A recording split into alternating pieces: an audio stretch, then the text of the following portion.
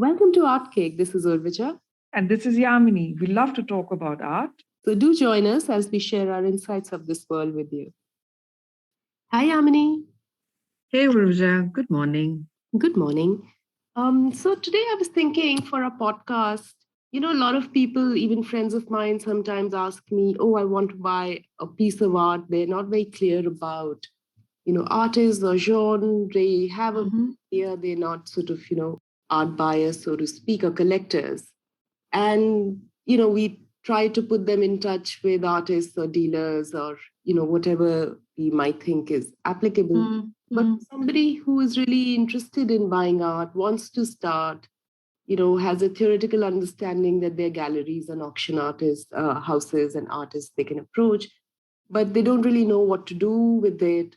So can you help us understand how do people go about buying art if they have a little history of doing it? Yeah, absolutely. I think, one of the more, even before where to start buying, I think it's absolutely important that we kind of, demystify the jargon that we have. Yeah. We've had our podcasts on primary market, secondary market, but I think let's simplify it a little bit more and make it very simple, because where do you start, or how do you even start looking for it? So I'll again fall back on my good old days where I was a teacher and like to simplify and make things very yes, easy. Please. But I think it is required, because there's nothing out there that really tells you that where do you start and why do you start at that particular point in time. At the cost of repeating, and possibly anybody who's interested in art has heard this over and over again, it's very important that you just look. The more you look, more you get familiar with, the more simpler and more, naturally things will come to you. So when you say look, you're talking about just looking at art or sort of doing search online? It's both. Sometimes, don't get too bogged down by things like, oh, what should I look? That will come automatically. The more you expose yourself and the more works you look at, you realize that, you halt at a particular kind of artwork, then try and understand that. Don't get into this whole art historical terminology, movement, technique. All those things come late. But just look, like visually look. And some of the best places, to start off with is the artist page. And, today's world where we have so much of access through the digital media, browse Instagram handles. A lot of artists have their own Instagram pages. Look at that. There's no need to come to a conclusion or a decision there, but just look at those pages. They have some artists have very well designed websites where they talk about, their thought process, the different genres of work that they have. So I think the first stop for anybody who's interested in art and is contemplating buying art, get to know your artists, get to know all the kind of artists which are out there, and use the digital platforms to the fullest extent possible. Your starting point, then what what we are pointing you towards is like, know your artist. And that is also a place where you could possibly then reach out to the artist saying that, oh, I like this work. Can we talk about this? Or are you willing to sell, or is this available for sale? Those are good conversations to have, good starting points, especially if it's a young artist and, they're starting off. That's a great way to establish a contact and, build a rapport, know more about it. And that personalization is always so important, both for the person who wants to buy and for the art. And also the other thing is, it's okay if you don't end up buying the very first time that you contact the artist or a artist studio. It's okay, but that process and the journey is important. Then there are, also these days, especially during the lockdown, there were a lot of artist-led initiatives also where they said that, they have a model where they buy one work and then you'll pass it on to the other. These are good networks to kind of tap into. And essentially what I'm pointing out, we're saying is that becomes your primary market where you're engaging and trying to find out and buy directly through the artist. So do you get, like, the No, I terminology is not understand. important, but I understand. you know, you look at only the art and the artwork, and then you start evolving and saying, okay, look at something else. The other place, which a lot of people miss out on, and I think is has a huge potential, is when the art institutes or the art schools, so to say, have their annual exhibitions. And that's a fantastic opportunity because you get to see a class or the new generation that's coming through. You get to buy the work, which is not that expensive. But the most important thing that you're doing is that you are encouraging the artists. You're giving them confidence. You're kind of developing the market. And I think that's one of the most fantastic things that could happen is when you go to an art school exhibition, it's not an intimidating environment. It's Yeah, yeah. casual, it's vibrant, experimentation. And you won't go wrong with that because, and even if you do, it's okay because you've helped somebody grow, you've given somebody an Mm-hmm. opportunity to develop. So those are great places to kind of start off, both of you, kind of the person who's buying and the person who's selling. It's a great way to kickstart somebody's career and your buying potential also. In fact, that's a place where a lot of galleries kind of do their recce's to see who's the young artist, who's the award-winning artist, what's a new kind of work, and they pick up artists and they give them shows. That's where it all begins. The art school exhibition, and wherever you are, whichever city you are, you can easily make a day trip, see whatever it is, and come back. I think that's a great way to encourage the newer generation of artists that comes along. But for somebody who maybe wants to go through the route of galleries or dealers, then Oh yes, I know a absolutely. lot of people then get, because they may be willing to spend a little more and want to go, with what they might consider as a stamp of approval as far as an artwork is concerned. And then they get Yes. confused as to should they, shouldn't they. Galleries are also a great way to start your collection with, and I'll tell you why that route helps. If you go to a gallery, the gallery has already done the primary selection process. They've identified an artist. They see the potential in the artist. Now, what do you mean when they see the potential in the artist? In the terms of the work that they've done in the past, the kind of work that they're doing, and the gallery invests their time, their resources, and at times supports the artist in terms of giving them a studio space and allowing them to work. Yes. What that also means is that these are the promising artists of the future. When I'm talking about the younger ones, of course, you have the established or the mid level to the high, the senior artists available within the gallery, and that's a great place to start too, because then what happens is that there is somebody else who's already done the research, who's already kind of brought forward the best that's there to offer, and all you have to do is find where do you connect the most, which is the art form that resonates the most with you.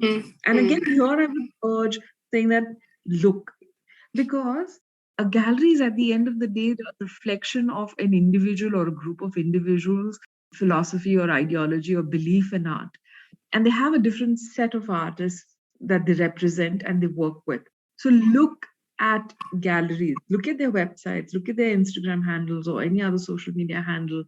See the kind of shows that they have been putting up. By show, it means an exhibition or a solo show of an artist or a group show that they've put up. Follow what they do. See how they put forward the information. And then it becomes easier. And typically a gallery will have representations of at least a dozen of artists, if not more, and they give you a great range from the young emerging artist to a mid-career artist who has about 10 to 15 years of experience to the senior masters. And then again in that you get a range. Maybe you like a work of a senior master, and but you don't want to kind of go out and get a the high end desirable larger canvases, but then you can pick and choose saying that, okay, I want a smaller sized or from that different period. That's another advantage when Also, you go to also a what the studio. galleries provide you, I think it's pertinent to mention, is the documentation. Not just, Absolutely. provenance or condition reports, but also about, where that artist might have been exhibited before, or, what's the history of the artist sometimes. Absolutely. It comes with well-researched documentation. Then Mm. things like, how do you hand the framing is something that gets taken care of. Packaging it, it sometimes even help you come and display the work. So these are the additional advantages of buying through a gallery Mm. where it's already kind of prepped up, done, and you come in and you kind of, move ahead in the right direction. Also, I It think also just to add to that, why people sort of gravitate to galleries, and then of course the question arises, how do you become familiar with them? Is that the moment you become part of their buying roster, you get more and more information, literature, even things like invites to new openings, exhibitions, and that also helps you draw in and become part of a space where art is being bought and sold. So just become absolutely. large part of a Absolutely. larger conversation. It's interesting. What I would also like to add, like what you mentioned, that you kind of fall in their realm of world, and Mm. sometimes you not have noticed an artist, but Yeah. the gallery is also kind of gauging and knows where you Mm. come from, and Mm. may recommend artists that you may not have noticed earlier Yeah. because they also understand your taste, your sensibility, and point out to something new that's happening. So that's a fantastic relationship to have with a gallery and explore the world as having that as an So advisor it's, or a I partner. guess, why we wanted to talk about it is because a lot of people balk at gallery prices, saying, but why do they need to charge those premiums? Not just the Mhm. premium, it's about becoming part of something that's, slightly bigger than just buying that work of art, although, that of course is paramount. Absolutely. And sometimes, yes, the gallery does have a commission, but then they're also open for negotiations, which Yeah. may Yeah. boil down to artists. Mm. And at the end of the day, it's about a relationship. And I think that's important. And these conversations are important because the galleries also, mind you, they're just not dealers, like they're transacting and they Mm. moving a product to product Mm. B kind of a situation. Mm. They're invested in it. That's why they Mm. take on only that many number of artists that they work with Yeah. because they they know what's happening and the stories that they have and the insights that they can bring. Oh, it's a beautiful experience is what I would say. So yes, it is something that comes with a price tag attached to it, but in the Mm. long run it is advantageous to choose to work with a gallery for the long run and create a ongoing relationship. In fact, which also kind of then brings us to the second part of it, which is like the dealers. Sometimes Mm. people get confused, right? Saying that, Yeah. is it an art dealer? Is it a gallery? Mm. To kind of oversimplify things, I would just say a gallery is an institution that would have a physical space Mm. where they, conduct exhibitions of artists. They have a regular calendar of events. They Mm. have a own stock of works, and they work with represented. They say that these are the artists that we represent. They Mm. work with a particular set of artists. Now, if you look at an art dealer is not somebody. He may have a space. He or she may have a gallery space. They may do exhibitions, but the Mm. difference is that they don't have like a stock or a base of artists that they say, oh, we represent only these 10 artists. They'll Mm. do group shows, they may even put Yeah. up a solo show, but the Mm. artist is not committed to that particular space. So a dealer is a person who literally is more into the transactional aspect of it. Yeah. They have works that are available for sale, which may not be sourced from an artist directly, but could be sourced from other people. So again, Mm. going back to our gallery example, supposing you bought a work from a gallery and 10 years down the line, you feel that you've outgrown that work and you want to look at something else. You can take the work back to the gallery saying that, hey, I want to move out of this. Can you help me find something else? So Yes. that also becomes easier because we all think that buying is difficult, but Ruja, as we both know, I know. selling is also Selling is also difficult. an art. No pun Is an art, and you don't know, you don't want to take it to like anybody else. You want to take it to the right person, one, to get you an appropriate price. And these may not be works that have been in the auction. You don't want to go the auction way. So that's where your gallery becomes your fallback, saying that, no, I want to move on. Can you help me? It becomes that simple, as opposed to saying that, oh, who do I go to? You don't know how, what kind of practices that they have. How I guess one thing to also highlight here is new buyers also need to understand that if you're buying a quality piece of artwork, it is an investment. It's an asset you have bought. It's not a very liquid asset. It's, you just can't sell it off the shelf. It's not like gold, but you can sell it back. So it's important to keep it well, appreciate it, keep it well, because when you want to sell it off, that will all hold you in good stead. Absolutely. So I think coming back to, I think, with the dealer, so an art dealer is not necessarily working with the younger artist. He'll work with the more established names because he knows they can sell that work that much more easily. So that's the slight nuance difference between a person who's a dealer versus a person who's a gallery and who has an institution and is invested more in the artist. Yes. And that is also where you come into the realm of the secondary market. Now, why would somebody want to go into the secondary market? So what happens is, supposing you're looking for a particular work, let's say, for instance, you want to look at, you want a Zarina Hashmi. Now, you may want a Zarina Hashmi from a particular decade that you worked in. The gallery may or may not have it, but an art dealer, through his network of individuals who are looking at selling works, may be able to source that work for you. Yeah. So that's when a dealer kind of comes into play, largely dealing with works that have come back to the market for sale, who always looking for a bargain when they're buying, and how quickly they're able to flip the works. So that's the dealer network when it comes to play, mostly for the senior artists and mostly for works that have been in collections and are now back into the market. Yeah. Of course, then how can we forget, we come back to the auction model, which today seems so easy to access because of the information that's available and also the online buying platform.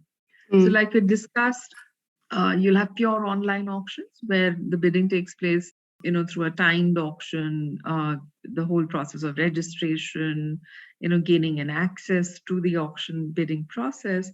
And of course, the catalog, which tells you what all information is available. You can circle back to our podcast where we have gone into quite a lot of detail on how do you buy in an auction. Or you could go into a physical room auction and, have the whole experience of buying art and go through the whole excitement of acquiring a work through the auction process. And I don't know, Vijay, if caught on that news. I just saw a post on Saffron Art where they say they've introduced a new type of auction. That is a single bid auction. I missed it. I missed it completely. What is this? So the auction is yet to take place, and all at the time of this podcast, it might have been fresh off the block. It's like a reducing bid, and you need to say that this is the bid that you wanted to stop, and if it meets the reserve price, and if there is no further this thing, I'm still not very sure, but it sounded so exciting. Not multiple bids, one single bid, and you stand the chance to get a work. I heard that's something that we should look forward to. And once that auction is concluded, we should talk about it and give our listeners a new way of buying. But do you see the beauty of the art world today with the coming of the technology, that it's evolving and it makes it into an entertainment or fun way to participate in a auction. Of course, the values are high, so I wouldn't say it's frivolous, but it's something that grabs your attention and tells you that it's always innovating and it's always on its toes. So I hope this kind of gives you a great, instead, oh, sorry, one more thing we should look at, which I forgot to mention. How could I forget the fairs, the art fairs which are there? Yes. That's those are great that's like opportunities a to buy. amalgamation of pretty much everything. Exactly that both. You'll have Mm. artists there, you'll have dealers, you'll have galleries, and it's a It's an fun way exciting to look at it. marketplace, basically. You know, Yeah. you kind of getting to see a lot, which can be confusing and daunting and overwhelming, but it's also, in its own way, exhilarating. And also, it's a way where you see the latest that's happening in the market, the Yes. latest that's happening in terms of the artist studio. You get to see Mm. experiment. You may even catch an artist and meet them there and have that. It's a vibrant world. Yeah. But just one more thing I would like to kind of add over here. The art fairs, auctions, the private galleries, the art dealers. When we talk about all of these spaces, sorry, they're all spaces that are run by private individuals, and they have their own space out of which they operate. There's Mm. another space that I've actually left out, but is far more accessible, is the space of the public galleries. So, what do I mean by a public gallery? For instance, in Bombay, you have the Jahangir Art Gallery, or in Delhi, you have the Rabindra Bhavan in the Lalit Kala, or Mm. in Bangalore, you have the Chitrakala Parishad, which is in the art college. In Chandigarh, you have the Punjab Lalit Kala Academy and the Chandigarh Lalit Kala Academy galleries. These are spaces that are institutional and run by government Mm. or by a charitable trust fund, where you have a space that's available to exhibit works. Typically, an artist makes an application saying that I want to book the space for a period of, they have defined time periods, say 7 days or 10 days. The artist pays the rent to the gallery, saying that, okay, this is it. And then he has to kind of attract the buyers, send out invitation, organize the opening. And he is the, again, person who manages the entire exhibition. Mm. And I know for a fact that in Bombay, the Jahangir Art Gallery is possibly the most visited gallery, Yes. because anybody can walk in, and at any given point in time there is an exhibition in, or there are four galleries that hold exhibitions over there, and they change every week. Vibrant Mm. spaces, but again, these are not curated spaces. They're not managed by an individual, but anybody is free to come and buy from an artist, or even just come and have a look. That's the distinguishing factor between a private gallery and a public gallery, where artists hire out the gallery and they manage their own shows, whereas a private gallery would identify an artist and undertake all that exercise. When you buy from an artist in a public gallery, it's like buying from an artist studio. So the venue is a public space for them to come Mm. and exhibit. So I think in Yeah. conclusion, what's important is that anybody who's looking to buy and is not familiar, you'll find the avenues as you go, and where you might find your comfort zone depends on how you like to interact. But it all comes down to what Yamini started the conversation with, is like, start looking and don't Yes. be afraid to look. That's the most important thing. Absolutely. So I hope our listeners got more clarity on some of the terminologies, some of the avenues that are there. And like we said, it's ever evolving, guys. So be alert and keep looking, and have a great experience. Yes. Thanks, Yamini. That was great. Yeah. Thanks, Urvija. Bye. Bye. You were listening to Artkyk, where we share personal views on subjects in the art world. For more such content, please visit our website, www.artkyk.com. That's ARTKYK. Keep listening.